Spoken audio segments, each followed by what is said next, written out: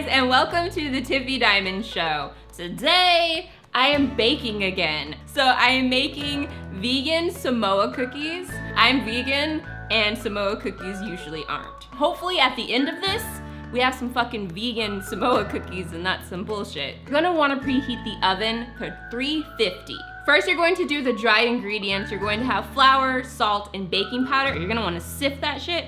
I love this sifter. I pretty much bought it because it reminded me of like what old people and shit probably used. Not that I was around during that time, but I imagine. I'm pretty sure if I was around during that time, I would have been using this because I would have been a slave. So that just changed my whole thought process about this motherfucking sifter. But this is the sifter. It's quite fun to use now as a free woman. We're gonna take the 2 cups. I already pre-measured the flour, so we're just gonna kind of pour it into the sifter. So we're also gonna put half a teaspoon of salt in there. Then that's 1 teaspoon of baking powder. And sift, sift. In a bigger bowl, we're about to beat this shit up. 1.5 cups powdered sugar. Put that into the bowl. The cool part about vegan butter, other than that it's vegan, is no, that's pretty much the only thing that was cool about the vegan butter. But you're gonna want 6 tablespoons of this. Yay! Now we're gonna put the coconut milk. Just for fun, shake it up, shake it up, shake it up. I'm gonna measure 1/4 cup of the coconut milk, but I'm not gonna put it in just yet because I'm gonna beat that powdered sugar in that butter. I'm gonna beat it, y'all. Not in a nasty, weird way. Next time your man says some shit while you're in the kitchen, be like, what, bitch? What? Okay, so basically, you're going to beat the butter and the powdered sugar until it's kind of sandy. 1/4 cup of coconut milk. Vanilla. 1 teaspoon of vanilla. And then, got this little half one. Little half majigger. And we go like that, and we get the little half. And then we're gonna beat this shit some more. But you don't wanna overbeat. Apparently you can overbeat. Just like you can, I'm sure a guy could overbeat, you can overbeat dough. So don't do that. Smooth and creamy, that's what we're going for. Then we're gonna pour the flour into it and keep beating it. We're going to put the flour into this mixture and mix it all together. 1 Mississippi, 2 Mississippi. So we're gonna take this cookie dough, we're gonna form it into a disc, and we're gonna cover it with cling wrap. We're going to put it in the fridge from 30 minutes to an hour. Just get the cookie dough nice and together. And this is what the dough looks like. If it doesn't look like cookie dough, I don't know what to tell you. You gotta start over, or you just gotta go buy you some cookies. And you're just gonna shape it in the middle of the cling wrap, wrap it up, and we are going to put this in the refrigerator. And then I will come back and we will start the next process. The dough has chilled. We're about to open it up. We're gonna roll this out to 1/4 inch of thickness. This is a construction tape measure. I'm sure that all of us have one. Looks like a half. So we're just gonna go a little more.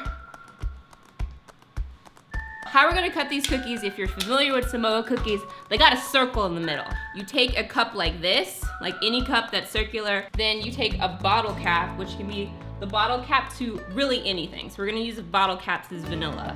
You're gonna put it in the middle, and you're gonna press it in the middle like that. This is what they look like. We're gonna set this aside real quick because I'm just going to do the coconut. 1.5 cups of coconut, shredded coconut.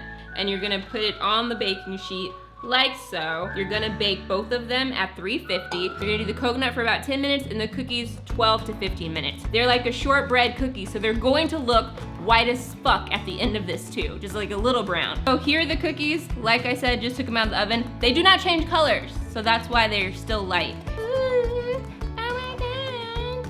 By the way, I don't bake for guys, I bake for myself. I bake because I'm greedy. Guys are always like, it's so good, you cook it in the kitchen. I'm like, yeah, for me. This is what the coconut looks like.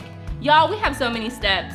I feel you if you just want to go buy some Girl Scout cookies. Like, I feel you on that. While the cookies are cooling on the cooling rack, we're gonna make the caramel topping. And you're gonna want 1.5 cups of caramels, and then you're going to want 3 tablespoons of coconut cream. If you do not have this fancy schmancy stuff, you can always take a bowl like this and just put it on top of a pot. Look at that shit. I'm gonna use this because I'm better than you. Toss that in there. See, that shit's hard. Harder than I'd like it to be. Oh. 3 tablespoons of coconut cream. We're gonna melt this caramel. You're gonna take about 1/2 cup once it's melted, and we're gonna brush it on the cookies. Then we're gonna take the toasted coconut that I have, and we are going to mix it in the remaining caramel. And then we're going to put that on top of the cookies, and that is a step for the caramel, and then we're gonna get to the chocolate. We have right now the vegan cookies out of the refrigerator. They've cooled with the coconut caramel mixture.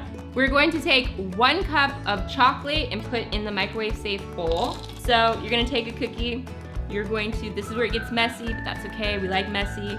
You're gonna dip it into the chocolate, and then you have it like that. Shake the excess chocolate off, like that, and then place it on the rack. Ratchet, janky, gangsta style, which we're doing, which is to take a big ass fork with the remaining chocolate, and you literally make a mess, but you take it and you just like drizzle it over each piece. That is it. This is the final product for the vegan Samoa cookies. Make sure that you share, subscribe, like, and comment. Comment below and let me know what you would like me to make next. And I will see you later. Stay creative.